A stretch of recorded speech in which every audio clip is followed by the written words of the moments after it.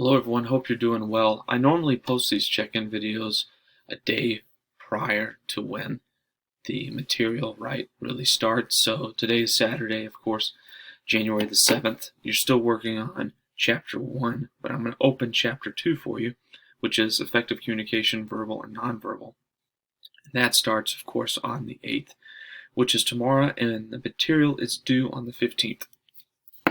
We don't have a discussion board due this week, so that'll be a little bit different. You do have two homeworks, one for chapter 2 and one for chapter 3.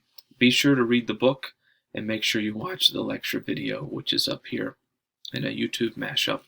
So review the material, make sure you understand what we're talking about in relation to effective communication, both verbal and nonverbal. And if you have any questions, don't hesitate to reach out. Hopefully you've had time to review the syllabus.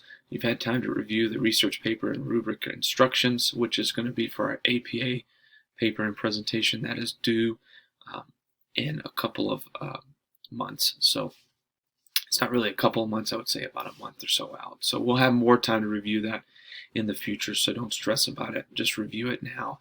And if you have any questions in the meantime, I'm happy to help you.